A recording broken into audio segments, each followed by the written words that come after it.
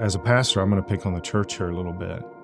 The church gets too complicit sometimes in an anti-Zionist mentality that somehow the Jewish people don't have rights to their own land or rights to their culture or to their ethnicity being propagated through time. And we've even seen it flow into the American church, where there is a replacement theology that's taught in seminaries. I was taught this in the seminary that I went to, that somehow the church has now replaced the Jewish people, and that all the blessings that were for the Jewish people in the Old Testament are now the domain of the church, the Christian church.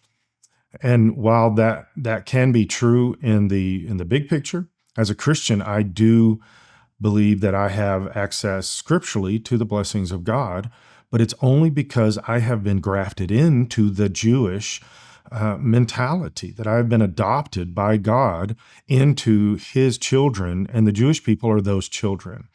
And so I think the church has got to kind of renegotiate some of their theological stances that really push anti-Semitism without even realizing it.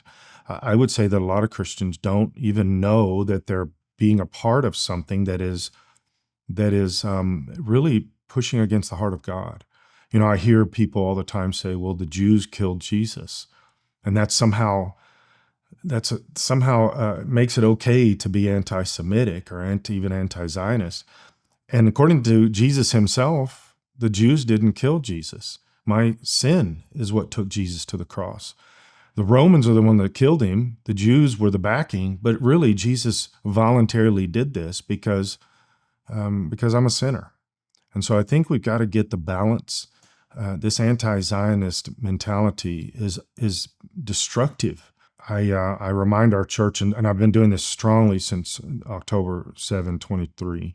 If the non-Jewish person thinks that somehow that they have a inside track that somehow displaces the Jewish people, that is a narcissism and a humanism. It's an arrogance, the way that Romans talks about this. And I'm not a once saved, always saved guy. And so I think you better be careful when you start playing around with God's word. You are putting yourself in spiritual danger. You be obedient to God's word or you're not. There's not an in-between, in my opinion.